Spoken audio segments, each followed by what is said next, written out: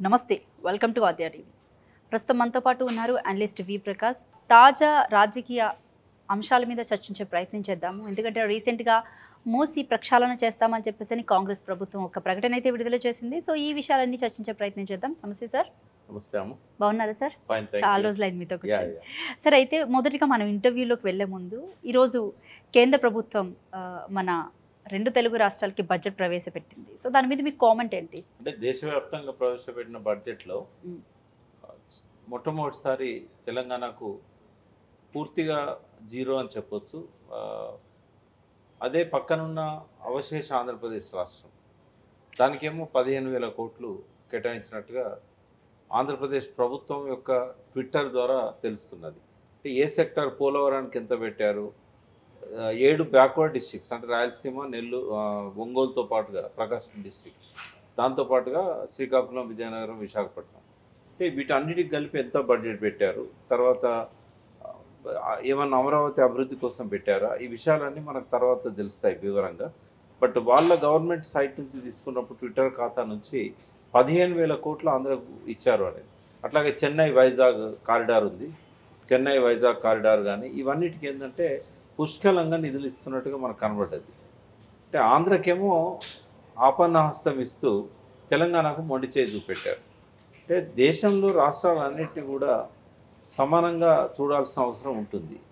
ఏ రీజన్లో ఎక్కువ బ్యాక్వర్డ్నెస్ ఉంటే అక్కడ డెవలప్ చేయడానికి పెట్టవచ్చు, తప్పేం లేదు. కానీ తెలంగాణకు సంబంధించినంత వరకు ఇప్పుడు అదే ఈ ఆంధ్రప్రదేశ్ విభజన చట్టం ఏదైతే ఉన్నదో దాని ప్రకారమే ఆంధ్రకు 15,000 కోట్లు కేటాయించినప్పుడు మరి తెలంగాణలో వాటికి సంబంధించిన అంశాలను ఎందుకు గాలికి వదిలేశారు? ఉదాహరణకు ట్రైబల్ యూనివర్సిటీ అనేది విభజన చట్టంలో భాగంగా మనకు వచ్చింది.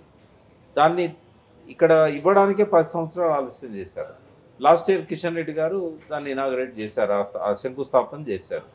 మరి ఇప్పుడు భవన నిర్మాణాలు జరగాలి, దానికి బడ్జెట్లో ఏం చూపెట్టినట్టుగా లేదు. దానికి ఏమి అడిషనల్ ఫండ్స్ అయితే ఏం లేవు, లాస్ట్ ఇయర్ చూపెట్టినాయి తప్ప. దాంతోపాటుగా బయ్యారం స్టీల్ అనేది అందులో ప్రామిస్ ఉంది రాష్ట్ర విభజన చట్టంలో, దానికి ఏం పెడుతున్నట్టు లేదు. కాజీపేట కోచ్ ఫ్యాక్టరీ ప్రస్తావన లేదు. ఈ వీటితో పాటుగా వివిధ రంగాలకు సంబంధించి ఇక్కడ రైల్వే లైన్స్కి కొన్ని పెండింగ్ ఉన్నాయి, వాటికి ఏమన్నా పెడితే పెట్టి ఉండొచ్చు. నేషనల్ హైవేస్ సంబంధించినంత వరకు కూడా క్లారిటీ ఏం లేదు. తెలంగాణ నుంచి పోయే నేషనల్ హైవేస్కి రోడ్ డెవలప్మెంట్ సంబంధించినంత వరకు అది కూడా మనకేం కనబడట్లేదు. అంటే ఒకటైతే చెప్పొచ్చు, బీజేపీకి మొట్టమొదటిసారి ఆ పార్టీ పుట్టిన తర్వాత తెలంగాణ 8 సీట్లు ఇచ్చింది. అవును. గతంలో హైయెస్ట్ 4 సీట్లే వచ్చినాయి. ఇప్పుడు పోయినసారి కానీ అంతకంటే ముందు ఒక ఓటు 2 రాష్ట్రాల పేరుతో తెలంగాణ ప్రజలను నమ్మించి మోసం చేసినప్పుడు కానీ అప్పుడు కూడా బీజేపీకి 4 సీట్లు ఇచ్చారు. ఇప్పుడు 8 సీట్లు ఇచ్చిన తర్వాత ఇక్కడి ప్రజల ఆశల మీద ఈ రకంగా నీళ్లు చల్లడం అనేది అది బీజేపీ పార్టీకి మంచిది కాదు. సో ఇవాళ బీజేపీ ప్రభుత్వం తెలంగాణ ప్రజలకు ఓటేసి గెలిపించినందుకు మొండి చేయి చూపెట్టిందని చెప్పి ప్రజలకు అర్థం కావాలి. సో బీజేపీ తెలంగాణను అభివృద్ధి చేసేది కాదు, తెలంగాణ ప్రజల సమస్యలను పరిష్కరించేది కాదు. మొన్నటి ఎన్నికల్లో తప్పు చేశామనే పశ్చాత్తాపం ఈ బడ్జెట్ చూసిన తర్వాతనైనా ఆ ఓటేసిన ప్రజలకు తెలియాలి, వాళ్ళ జ్ఞానోదయం కావాలని కోరుకుంటున్నాం. Right sir. అయితే దీనివల్ల తెలంగాణ రాష్ట్రం ఏమైనా వెనకబడే అవకాశం ఉంది అంటారు. అండ్ మరొక విషయానికి వస్తే కనుక ఈ బడ్జెట్ ప్రవేశపెట్టిన తర్వాత ఏ కాంగ్రెస్ నాయకుడు కానీ, పార్టీకి సంబంధించిన వాళ్ళు కానీ, ముఖ్యంగా సీఎం రేవంత్ రెడ్డి కానీ ఎక్కడ స్పందించిన దాఖలాలు లేవు. ఏంటి అసలు పరిస్థితి ఏంటి మరి? అంటే బహుశా సాయంత్రం వరకు వాళ్ళు స్పందించవచ్చు. బట్ ఎందుకంటే ఎవరికైనా అర్థమవుతున్నది తెలంగాణ మొండి చేయి చూపారు యూనియన్ బడ్జెట్లో అనేది. ఎట్ ది సేమ్ టైం ఆంధ్రలో 15,000 కోట్లు ఇవ్వడం అనేది మొత్తం ప్రేమనంతా కూడా ఆంధ్ర మీద పోశారు. ఇక్కడ 8 సీట్లు ఇచ్చినందుకు ప్రజలకు మొండి చేయి చూపెట్టారు అనేది అర్థం చేసుకోవాలి. Okay, right sir. సార్ అయితే మరొక విషయానికి వస్తే కనుక మూసీ నది ప్రక్షాళనకి ఏకంగా 1,50,000 కోట్లు ఖర్చు పెడుతున్నామని చెప్పేసి ఒక ప్రకటన చేశారు. సో రైతు రుణమాఫీకి చూస్తే మాత్రం మొదటి విడత 6,500 కోట్లు మాత్రమే విడుదల చేసిన మన ప్రభుత్వం దీనికి డబ్బులు ఎక్కడి నుంచి వచ్చాయంటారు? 1,50,000 కోట్లు గవర్నమెంట్ దగ్గర లేవు, రావు. అది ఐవాష్. అది మనకేంటంటే మున్సిపల్ ఎన్నికలు త్వరలో ఉన్నాయి కాబట్టి వాటికి చూపెట్టుకోవడానికి చెప్తున్నారు, మేము డెవలప్ చేస్తున్నాము. హైదరాబాద్లో ఉన్న ఎమ్మెల్యేలు వాళ్ళ పార్టీలోకి రావడానికి, హైదరాబాద్లో ఉన్న కార్పొరేటర్లు వాళ్ళ పార్టీలోకి రావడానికి ఇది ఒక ఎత్తుగడగా చూడాలి. 1,50,000 కోట్లు కాదు కదా, 5,000 కోట్లు కూడా మూసీకి పెట్టరు. ఈ 4 ఏళ్లలో. అది టేక్ ఇట్ యాజ్ గ్రాంటెడ్. వాళ్ళకి అభివృద్ధి చేయాలనే ఆలోచన కూడా లేదు. ఇదంతా కూడా ఏంటంటే ప్రజలను మోసం చేయడానికి, నమ్మించడానికి చేస్తున్నారు. ఇప్పటి వరకు రైతు బంధు ఇవ్వలేదమ్మా. అవును, రైతు బంధు ఇవ్వలేదు. రైతు బంధు ఎప్పుడు ఇవ్వాలి? మే నెలలో, జూన్ నెలలో ఇవ్వాలి. అవును, అది వర్షాకాల పంటలకు పెట్టుబడి సాయంగా ఇవ్వాల్సింది. అవును, అది ఇంతవరకు ఇవ్వలేదు. లేదు. తర్వాత ఇప్పుడు ఇచ్చిన రైతు ఏదైతే అప్పులు మాఫీ చేస్తాం, రుణమాఫీ చేస్తాం అని చెప్పి ఏదైతే అన్నారో అవును, అది దానికి ఒక 100 రకాల తూట్లు పడిచారు. అండ్ దీనికి సంబంధించి సార్ అంటే మెయిన్ మేము గ్రౌండ్కి వెళ్ళొచ్చాము. సో అక్కడ అంటే 10లో 9గురికి మాత్రమే రైతు రుణమాఫీ అయితే అందులో కొంతమందికి పాస్బుక్ వెనకాల 2600 కట్టండి, 2700 కట్టండి, లేదా 3000 కట్టండి, 5000 కట్టండి అని చెప్పేసి రాసిచ్చారు. ఎందుకు ఇలా రాశారు అని అంటే వడ్డీ ఎప్పటి నుంచి 2023 డిసెంబర్ 9వ తారీఖు వరకు మాత్రమే రుణమాఫీ. దాని తర్వాత ఈ 7 నెలలు జరిగాయి కదా, ఈ 7 నెలలకి సంబంధించిన వడ్డీ కడితేనే రుణమాఫీ చేస్తామని చెప్పేసి అని చెప్పారు. అయితే ఈ విషయం ఎక్కడ కూడా గైడ్లైన్స్లో ఎందుకు ప్రస్తావించలేదు అనేది కూడా. ఈ వడ్డీ కూడా ఎవరి వల్ల వడ్డీ కట్టాల్సి వస్తుంది? రుణమాఫీ డిసెంబర్ 9 నాటికి వాళ్ళు చేయాలి. ఆ తర్వాత ఎంత ఆలస్యమైనా కూడా అది వాళ్ళే భరించాలి, ప్రభుత్వం భరించాలి. అది రైతుల మీద ఎట్లేస్తారు? వాళ్ళు సకాలంలో రుణమాఫీ చేస్తుంటే ఈ వడ్డీ పడేది కాదు కదా. ఇది ఒకటే కాదు, అసలు రేషన్ కార్డుతో లింక్ పెట్టడం కానీ ఇట్లా చాలా విధాలుగా మనం చూసినప్పుడు ఏంటంటే భర్తకు రుణమాఫీ అయితే భార్య కాకపోవడం, భార్యకు రుణమాఫీ అయితే భర్తకు కాకపోవడం, ఇలాంటివన్నీ కూడా జరిగాయి అక్కడ. అవును, చాలా కుటుంబానికి ఒక్కటి అని పెట్టి అట్లుంటుందా? కుటుంబంలో 4-5 జాయింట్ ఫ్యామిలీ ఉంటుంది, ఎవరెవరి పేర్ల మీద వారికి భూములు ఉంటాయి. ఉన్నప్పుడు తప్పకుండా అందరికీ కూడా అది వర్తించాలి. కేసీఆర్ గారు రుణమాఫీ చేసినప్పుడు ఇట్లాంటి కండిషన్స్ పెట్టలేదు. కేసీఆర్ గారు దేశంలో నరేంద్ర మోడీ గారి ప్రభుత్వం కూడా రుణమాఫీ చేసింది. అదేవిధంగా వేరే రాష్ట్రాల్లో కూడా, పక్కన ఆంధ్ర రాష్ట్రం, అంతకుముందు తమిళనాడు రాష్ట్రం, ఎక్కడ కూడా ఈ కుటుంబం అనే కండిషన్ ఉండదు. రైతు అన్నప్పుడు భూమి ఉన్నవాడల్లా రైతే. కుటుంబంలో ఒకరికి ఇస్తే మిగతా వాళ్ళు ఏం కావాలి? కాబట్టి దాని మీద మాట్లాడాలంటే చాలా దారుణంగా ఉంది. సార్ ఇంకొక డౌట్ కూడా ఉంది. ఇప్పుడు 2వ విడత రుణమాఫీ చేస్తామని చెప్పేసి అంటే ప్రస్తావించారు కదా, రేవంత్ రెడ్డి చెప్పారు కదా. అయితే ఈ 2వ విడత రుణమాఫీ ఏదైతే ఉందో ఇందులో కుటుంబానికి ఒకరికి అన్నప్పుడు ఇంకొకరు అంటే ఇప్పుడు జాయింట్గా కలిపి తీసుకున్న వాళ్ళు ఉంటారు, వాళ్ళకి అవుద్దంటారా మరి? ఇప్పుడు ఒకటమ్మా, 2వ విడత అనేది ఏంటంటే ఫస్ట్ ఒక ₹1,00,000 వరకు ముందు మేము పంపిస్తున్నాము, మిగిలిన దాన్ని తర్వాత పంపుతాం. కొత్త వాళ్ళు ఏంటి రారిగా, కొత్త పేర్లు. ఇప్పుడు ఇంతకాలం ఎందుకు లేట్ అయింది అనే దానికి ఒకటి, ఈ 9 నెలలు ఏం చేశారంటే వాళ్ళు 8 నెలలు అయింది కదా, ఈ 8 నెలల కాలం అంతా రైతుల సంఖ్యను ఎట్లా తగ్గియాలి? దాదాపు 41,000 కోట్లు అవుతుంది మొత్తం. దాన్ని వీలైనంత వరకు 20,000 కోట్లకో 15,000 కోట్లకో తగ్గించాలి. రైతులను ఎట్లా తప్పియాలి ఈ స్కీమ్ నుంచి, ఎన్ని అవకాశాలున్నాయి, బ్యాంక్ వాళ్ళతో కూర్చొని అవన్నీ కూడా డిస్కస్ చేసి దాన్ని సగానికి సగం తగ్గించారు. కాబట్టి దీంతో వాళ్ళు రుణమాఫీ చేయడం వల్ల వచ్చే మంచి పేరు కంటే ప్రజల లోపల కాంగ్రెస్ యొక్క మోసపూరిత విధానాలు బట్టబయలవుతాయి, ఎక్స్పోజ్ అవుతారు రేవంత్ రెడ్డి. ప్రజలను మోసం చేయడానికి ఆయన సిద్ధపడ్డాడు అనేది ఒక మంచి మెసేజ్ అనేది ప్రజలకు పోతుంది. సరే, అయితే మరొక విషయానికి వస్తే కనుక కాంగ్రెస్ ప్రభుత్వం వచ్చిన దగ్గర నుంచి అంటే ఈ రోజు వరకు ఇది 7వ నెల జరుగుతూ ఉంది. సో ఈ 7 నెలల్లో ఇచ్చిన ఒక్క గ్యారంటీ కూడా పూర్తిగా కంప్లీట్ చేయకపోవడానికి గల కారణాలు ఏంటి? అలాగే మేము ఇది చేశాము అని చెప్పుకుంటున్నారు. ఇప్పుడు ఇచ్చిన 6 గ్యారంటీల్లోనూ ఒకటి సక్రమంగా జరగలేదు, ఒకటి సకాలంగా జరగలేదు, ఏది కూడా ఎవరికి కూడా టైంకి అందలేదు. అండ్ ముఖ్యంగా గ్యాస్ విషయానికి వస్తే కనుక 500 రూపాయలకే గ్యాస్ ఇస్తామని చెప్పారు, మిగతా 350 మన అకౌంట్లోకి వేస్తామని చెప్పారు. మన డబ్బులు తీసుకొని బేసిక్గా మనకే వేయడం అని చెప్పాలి అంటే అది కూడా చాలామందికి అంటే అందట్లేదు. అసలు ఈ గ్యారంటీల విషయంలో మెయిన్ ఒకటి జనాల్లో బాగా నడుస్తున్న చర్చ సార్. అసలు అంటే దీని గురించి అంటే ఇప్పుడు అలాగే హామీలు ఇచ్చారు. ఎవరైనా హామీ ఇచ్చే ముందు మన బడ్జెట్ ఎంతవరకు పర్మిట్ చేస్తుంది, ఒకవేళ మనం ఇవి తప్పనిసరి ఇవ్వాల్సిన హామీలు ఈ 6 గ్యారంటీలు 13 హామీలు ఏవైతే ఉన్నాయో ఇవి ఖచ్చితంగా మనం అమలు చేయాలి అని అనుకున్నప్పుడు వాటికి ఆల్టర్నేటివ్ ప్లాన్ చేసుకోవాలి. ఉదాహరణకు ఇంకొక సంవత్సరానికి 1,00,000 కోట్ల అప్పు తెచ్చుకునే మార్గాల గురించి అన్వేషించాలి. నేను అప్పు చేయడం తప్పని నేను అన్నా, కానీ నువ్వు ఎట్ ది సేమ్ టైం ఒక పక్క సంక్షేమం, ఇంకో పక్క అభివృద్ధి. ఫర్ ఎగ్జాంపుల్ మూసీకే 1,50,000 కోట్లు పెట్టినట్టయితే ఇతర అభివృద్ధి ఏంటి? ఈ ఇరిగేషన్ కావచ్చు, రోడ్లు కావచ్చు, ఎడ్యుకేషన్ కావచ్చు, హాస్పిటల్స్ కావచ్చు. చాలా హాస్పిటల్స్ ఇప్పుడు అర్ధాంతరంగా ఉన్నాయి, రెనోవేషన్ కాదు అసలు కడుతున్నాయి, మధ్యలో ఉన్నాయి. మరి రెనోవేషన్ తర్వాత అంటే చాలా వరకు రెనోవేట్ చేయాల్సిన హాస్పిటల్స్ కూడా ఉస్మానియా, గాంధీ ఇట్లాంటివన్నీ రెనోవేట్ చేయాలి. చేయాలి. కానీ కేసీఆర్ గారు మొదలుపెట్టిన నిమ్స్లో మొదలుపెట్టిన హాస్పిటల్ అదే 3000 బెడెడ్ అనుకుంటా, 2000, 3000. అది కాకుండా సిటీ చుట్టూ సనందాల్లో కానీ, అల్వాల్లో కానీ, వరంగల్లో కానీ ఇవన్నీ అక్కడే ఉన్నాయి. వాటికి డబ్బులు కావాలి. తర్వాత ఎడ్యుకేషన్. ఇప్పుడేమన్నాడు, ఏ స్కూల్లో ఇన్ఫ్రాస్ట్రక్చర్ లేదు, 10 ఏళ్ళ నుంచి టీఆర్ఎస్ ప్రభుత్వం పట్టించుకోలేదు అన్నాడు. మరి నువ్వు చేస్తున్న ఇప్పుడు డిఎస్సి రిక్రూట్మెంట్ అవుతున్నది, 11,000 మందిని తీసుకుపోయి ఎడబెడతావు. మరి ఆ ఇన్ఫ్రాస్ట్రక్చర్ కోసం నీ దగ్గర డబ్బులు ఎక్కడున్నాయి? అంటే విద్యా వైద్యమే కాకుండా ఏ రంగానికి కూడా పెట్టుబడులు పెట్టడానికి ప్రభుత్వం దగ్గర డబ్బులు లేవు. ఎక్కడి నుంచి వస్తాయో కూడా రేవంత్ రెడ్డికి తెలియదు. ఆ అవకాశాలు కూడా ఆయన పరిశీలించడం లేదు. అప్పులు దొరుకుతాయేమో అని చూస్తున్నాడు. ఎవరు మన దగ్గరకు వచ్చి అప్పులు ఇవ్వరు. దానికోసం కూడా ఒక ఎఫర్ట్ పెట్టాల్సిన అవసరం ఉంటుంది. ఇవన్నీ అట్లా పెడితే ఆయన ఇచ్చిన హామీలకు సరిపోయే డబ్బే నెల తిరిగేసరికి మన ఖజానాకు రావట్లేదు. ఇప్పుడు ఏ నెల వచ్చిన డబ్బును ఆ నెలే ప్రజలకు ఇవ్వాల్సి వస్తుంది. పెన్షన్లకు డబ్బులు లేవు, ఈయన పథకాలకు డబ్బులు లేవు. రుణమాఫీకి ఇవ్వడానికి ఆగస్టు 15 డెడ్లైన్ పెట్టాడు. ఇప్పుడు ఈయన ఇంకో 10 రోజులు అయితే ఆగస్టు ఫస్ట్ వీక్లోకి వెళ్తాం మనం. ఈ 2 విడతల్లో కూడా ఆయన కనీసం ఒక 10% రైతులకు కూడా ఇచ్చే పరిస్థితి కనబడతలేదు. 70 లక్షల మంది దాకా రైతులు ఉన్నారు. పట్టా భూములు ఉన్న రైతులు 70 లక్షల దాకా ఉంటారు.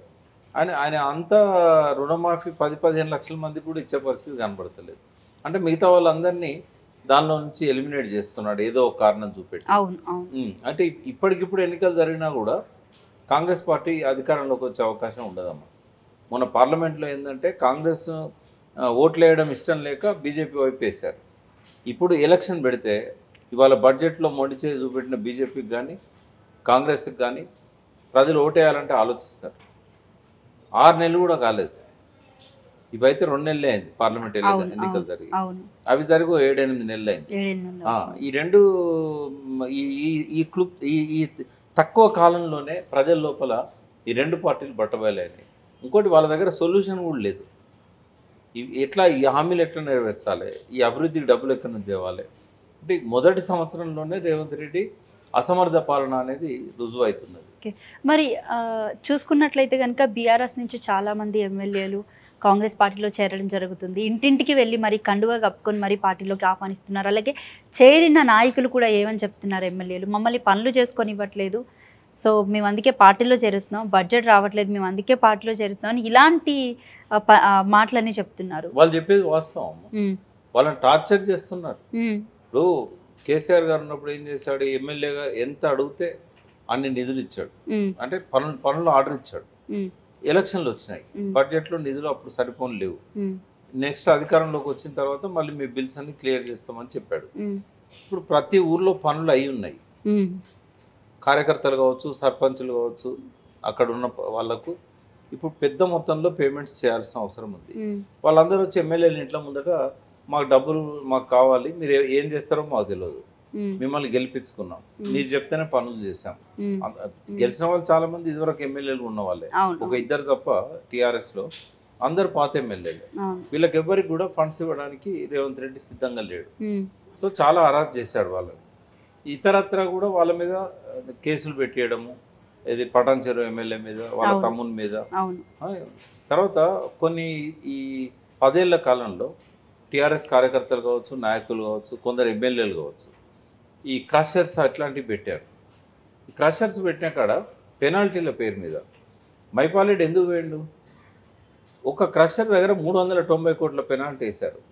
క్రషర్ లైఫ్ టైం మొత్తం కూడా 390 కోట్లు వస్తాయా? ఒక స్టోన్ క్రషర్లో 390 లక్షలు కూడా రావు. ఆయన మీద 390 కోట్ల పెనాల్టీ కడతావా, పార్టీలోకి వస్తావా? పార్టీలోకి వస్తే పెనాల్టీ ఉండదు. బీజేపీ గవర్నమెంట్ కదా, ఈడీ సిబిఐ కేసులు పెట్టి సుజనా చౌదరి, సీఎం రమేష్ వీళ్ళందరూ పార్టీలోకి రాగానే ఆ కేసులు పక్కకు పోయినాయి. సో ఇప్పుడు రేవంత్ రెడ్డి కూడా అదే పార్టీలో నడుస్తున్నాడు.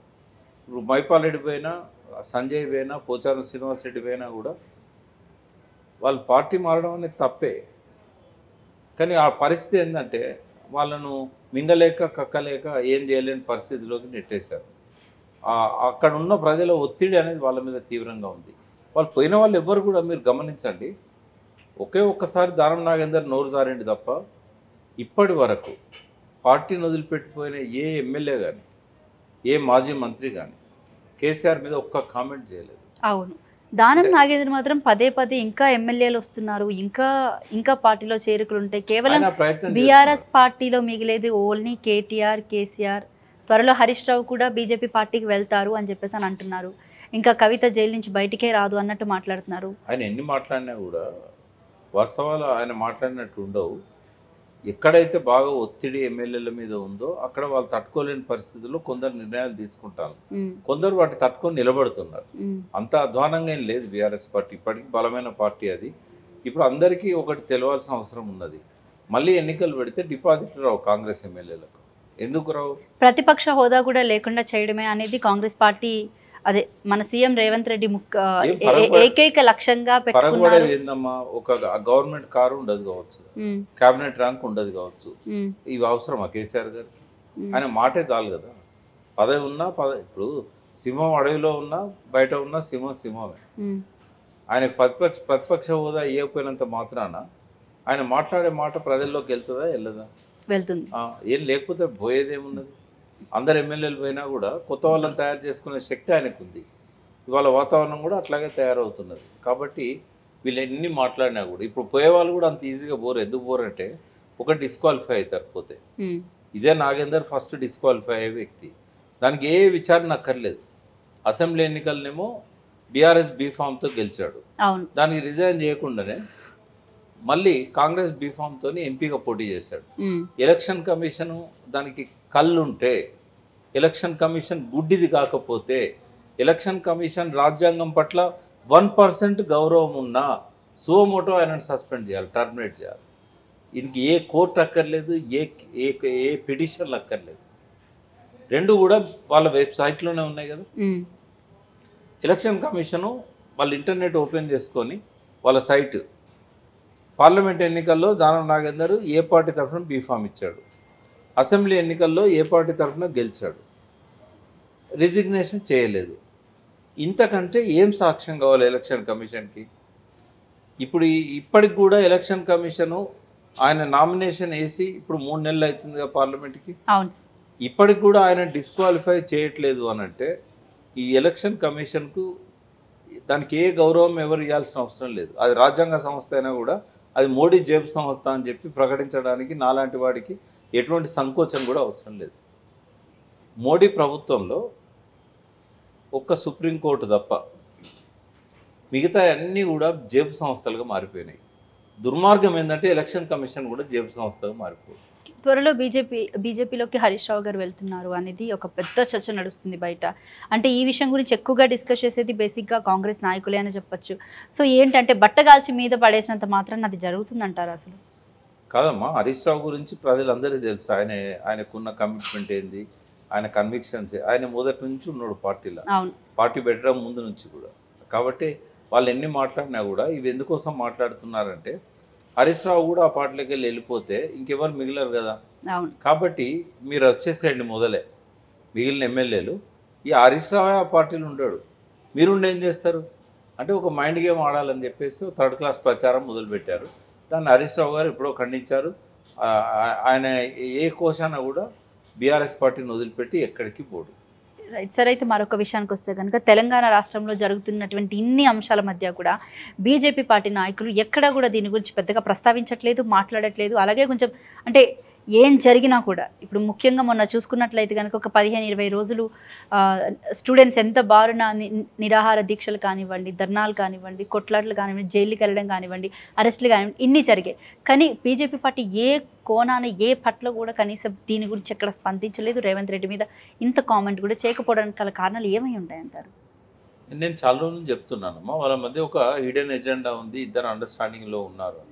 బయటికి మాత్రం ఏంటంటే బీజేపీ కేసీఆర్ ఒకటే అని చెప్పుకుంటూ వచ్చారు, ముస్లిం ఓట్స్ను డైవర్ట్ చేసుకోవడానికి. అంటే ఎప్పటికైనా వాళ్ళ మధ్య ఒక అండర్స్టాండింగ్ ఉంటుంది. నేను మళ్ళీ చెప్తున్నా, రేవంత్ రెడ్డి ఎక్కువ కాలం సీఎంగా కొనసాగలేడు. దాన్ని ఆయనను దించే వాళ్ళు ఎవరో కాదు, కాంగ్రెస్ వాళ్ళే. బీఆర్ఎస్ రోల్ ఏముండదు. రేపు ఆయన కాంగ్రెస్ నుంచి నిష్క్రమించిన తర్వాత వచ్చే ఎన్నికల్లో బీజేపీ, జనసేన, టీడీపీ ఈ కూటమికి నాయకత్వం వహించబోయేది రేవంత్ రెడ్డి. వాళ్ళేమి 5 ఏళ్ళు ఆయన కొనసాగనివ్వరు. ఆ పార్టీలో అనేక గ్రూపులు ఉన్నాయి, వాళ్ళు కొనసాగనివ్వరు.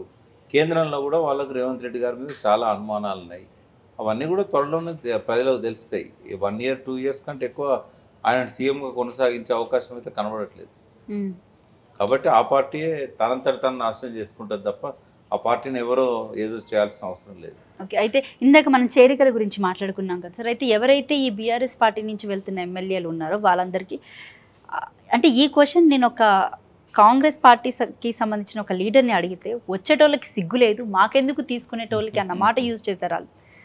సో దీని గురించి అంటే మీ అనాలిసిస్ ఏంటి సార్? అంటే ఏ పార్టీకి సిద్ధాంతాలు లేవమ్మా, ఏ పార్టీకి సిద్ధాంతాలు లేవు. అప్పుడప్పుడు అవసరాలను గట్టెక్కించుకోవడానికి, అవతల వాడిని బలహీనుడు అయినట్టు చూపెట్టడానికి ఇట్లాంటి ప్రయత్నాలన్నీ చేస్తూ ఉంటారు.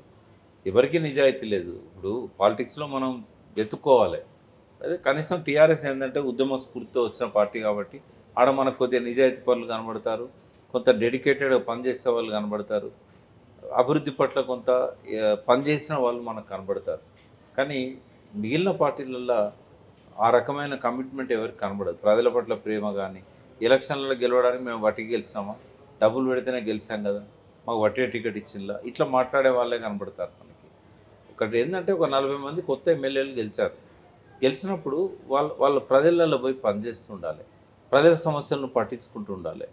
కనీసం ఈ నిరుద్యోగులు లాంటి వాళ్ళను రేవంత్ రెడ్డి దగ్గర తీసుకుపోయి కూర్చోబెట్టి మనల్ని గెలిపించిన నిరుద్యోగులు వాళ్ళకు మనం అన్యాయం చేయకూడదని అడగాలి.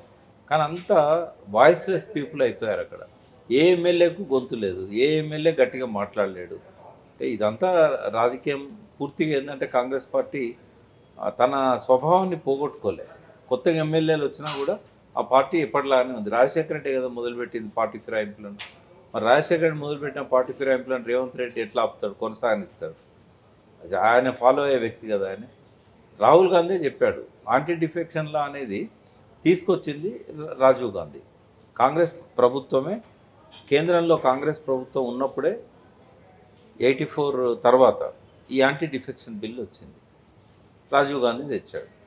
దాన్ని గౌరవిస్తానని చెప్పింది ఎవరు? ఆయన కొడుకు రాహుల్ గాంధీ. ఇక్కడ కూడా చెప్పాడు ఎలక్షన్ స్పీచ్లలో, ఎవరైనా వేరే పార్టీల నుంచి వచ్చినట్టయితే రాజీనామా చేసి రావాలి, మళ్ళీ గెలవాలి. బట్ ఇవాళ వాళ్ళే ఎంకరేజ్ చేస్తున్నారు. రాహుల్ గాంధీ మౌనంగా ఉంటున్నాడు, దాని మీద ఏం మాట్లాడట్లేదు. అంటే ఇదంతా ఏంటంటే చెప్పడం, ఎలక్షన్లప్పుడు ప్రజల్ని మోసం చేయడానికి ఏదైనా చెప్తాం. మేము ఏ అమెండ్మెంట్ చేసినా, రాజ్యాంగంలో ఎన్ని మార్పులు చేసినా మేమే వాటిని అనుసరించము. ఎవరు ఏం చేసుకుంటారో చేసుకోండి. కోర్టులు కూడా ఏం చేస్తాయంటే కాలయాపన చేస్తూ పుణ్యకాలాన్ని దాటేస్తూ ఉంటాయి. అసెంబ్లీ స్పీకర్ తనకున్న రాజ్యాంగ హక్కులేంటో ఆయనే దాన్ని గమనించే పరిస్థితిలో కూడా ఉండడు. సీఎం ఏం చెప్తాడో దాన్ని ఆయన అమలు చేస్తాడు. ఒక నిష్పక్షపాతంగా న్యూట్రల్గా ఉండాల్సిన స్పీకర్ పోస్టు ముఖ్యమంత్రి చేతిలో ఒక పప్పెట్ లాగా అయిపోతున్నారు. మన ఒక రాష్ట్రంలో కాదు, ఎక్కడైనా కూడా ఆయన ఎదురు తిరిగిన రోజు ఆయన దించేస్తారు. ఇట్లాంటివన్నీ కూడా జరుగుతూ ఉంటాయి. ఇక్కడ ఏం లేదు, ప్రజల లోపల చైతన్యం రానంత వరకు, ప్రజల్లో ఆ సోయి తెచ్చుకునేంత వరకు ఇటువంటి జరుగుతూనే ఉంటాయి. మనం వ్యాఖ్యానిస్తూనే ఉంటాం. మౌలికమైన మార్పులు అయితే ఏం రావు. Right sir. అయితే గతంలో జరిగినటువంటి ఒక ఇన్సిడెంట్ ఉంది. అంటే మన తెలంగాణ రాష్ట్రానికి సంబంధించి ఆనాడు బీఆర్ఎస్ వాళ్ళు సిఎల్పిని విలీనం చేసుకున్నారు. రాజ్యాంగం చట్ట ప్రకారం సిఎల్పిని విలీనం చేసుకున్నారు. అప్పుడు బీఆర్ఎస్ పార్టీ మీద చాలా వరకు తీవ్రమైన వ్యతిరేకత వచ్చింది. జనాలు కూడా దాన్ని, అంటే కాంగ్రెస్ పార్టీ వాళ్ళు కూడా దాన్ని తప్పుపట్టారు, వ్యతిరేక నినాదాలు కూడా చేయడం జరిగింది. ఇప్పుడు అదే పరంగా కాంగ్రెస్ నాయకులు చేయాలనుకుంటున్నారు. మంచిదే కదా. కేసీఆర్ గారికి ఏ ఫలితం అయితే దక్కిందో రేపు రేవంత్ రెడ్డి కూడా అదే ఫలితం దక్కుతుంది. ఇప్పుడు అవి చేసినందుకే కదా కేసీఆర్ గారిని ఇంట్లో కూర్చోబెట్టారు. టీఆర్ఎస్ ఓడిపోవడానికి అది కూడా వన్ ఆఫ్ ది రీజన్. 88 మంది ఎమ్మెల్యేలు ఇచ్చిన తర్వాత వాళ్ళని విలీనం చేసుకోవాల్సిన అవసరం ఏముండే? అది పార్టీ చేసిన తప్పు. అది ఆ తప్పుకు శిక్ష పడింది, ఎలక్షన్లో ఓడించారు. రేవంత్ రెడ్డి అదే తప్పును రిపీట్ చేస్తే రేవంత్ రెడ్డికి వేరే ఫలితం ఎందుకు వస్తుంది? రేవంత్ రెడ్డి కూడా అదే ఫలితం వస్తుంది. అందుకే చాలా గట్టిగా చెప్తున్నాను నేను, నెక్స్ట్ కాంగ్రెస్ రాదు, ఖచ్చితంగా ఆ పార్టీ డిపాజిట్లు పోగొట్టుకుంటుంది అన్ని స్థానాల్లో అని చెప్పేది. ఎందుకంటే కేసీఆర్కి ఏ శిక్ష చేశారో ప్రజలు రేవంత్ రెడ్డి కూడా అదే శిక్ష చేస్తారు. Right sir. ఇంకా కాళేశ్వరం ప్రాజెక్ట్ విషయానికి వస్తే కనుక దాని మీద ఎంత పెద్ద ఎత్తున కామెంట్స్ చేశారో మనందరికీ తెలిసింది. ఈరోజు కాళేశ్వరం ప్రాజెక్ట్ చూస్తుంటే ఎక్కడ చూసినా కూడా నిండు కుండలా కనబడుతుంది అన్నమాట. సో రీసెంట్గా దాన్ని రిపేర్ చేసినటువంటి ఖర్చు కూడా పెద్దగా ఎక్కడ కూడా కనిపించట్లేనటువంటి అంశాలు కూడా మనకు కనపడుతున్నాయి. మరి ఏంటి అంటే వీళ్ళు చేసిన కామెంట్స్ అన్నీ మరి అంత చాలాసార్లు చెప్పామమ్మా, మేడిగడ్డ అనేది జస్ట్ చిన్న రిపేర్. అది అదేమి మేడిగడ్డ పనికిరాదు అని చెప్పడానికి కాదు. 8 బ్లాకులలో ఒక బ్లాక్ కొంచెం దెబ్బతిన్నది అని అన్నాం. రిపేర్లు చేపట్టలేదమ్మా. ఇప్పుడు ఏంటంటే తాత్కాలికంగా మేడిగడ్డ డ్యామ్కు మరింత నష్టం వాటిల్లకుండా ఉండడానికి గేట్లు పూర్తిగా ఓపెన్ చేసి పెట్టాలి వర్షాకాలం. కేసీఆర్ గారు కూడా 5 ఏళ్ళు గేట్లన్నీ ఓపెన్ చేసి పెట్టేవాళ్ళు. ఫ్లడ్ వచ్చినప్పుడు ఆపకూడదు అన్నట్టు. బ్యారేజీ పైనుంచే కాదు, బ్యారేజ్ గేట్ల లోపల నుంచి కూడా వెళ్ళిపోవాలి. అయితే ఒక 3 గేట్లు ఇది 7వ బ్లాక్లో క్రాక్స్ రావడం వల్ల తెరుచుకోలేదు. వాళ్ళు చేసింది ఏంటంటే వాటిని కట్ చేశారు. ఆ కట్ చేసి ఆ 7వ బ్లాక్ కొట్టుకపోకుండా కింద గ్రౌటింగ్ చేసి మళ్ళీ సిమెంట్ ప్యాచ్ చేశారు. అంటే ఆ వరదకు ఎక్కడైతే క్రాక్స్ వచ్చినాయో అది కొట్టుకపోకుండా ఉండటానికి. అయితే ఇది ఏంటంటే మరింత నష్టం వాటిల్లకుండా ఉండడానికి చేసిన ఒక ముందు జాగ్రత్త చర్య అని చెప్పి గమనించాలి. రిపేర్స్ ఎప్పుడు మొదలవుతాయంటే డిసెంబర్ తర్వాత మొదలవుతాయి. డిసెంబర్ నుంచి మే వరకు రిపేర్లు చేస్తారు. ఆ రిపేర్లు చేసిన తర్వాత మళ్ళీ మేడిగడ్డ పూర్తి ఉపయోగంలో వస్తుంది. అయితే వర్షాకాలంలో మేడిగడ్డ దగ్గర గేట్లు వేయరు కాబట్టి లిఫ్ట్ చేసుకోవడానికి మనకి ఎప్పటికీ అవకాశం ఉంటుంది. ఇప్పుడు వచ్చే ఆ నిండుగా పోతుంది కదా గోదావరి, బ్యారేజ్ గేట్లను తట్టుకుంటూ ఇప్పుడు మనకు అన్ని మోటార్స్ కూడా పనిచేయించవచ్చు. ఎందుకంటే కన్నెపల్లి పంప్ హౌస్లో వాటర్ ఫుల్గా ఉంది. కానీ ఇక్కడ అన్ని చెరువులలో నీళ్లు ఉంటున్నాయి వర్షాకాలం కాబట్టి.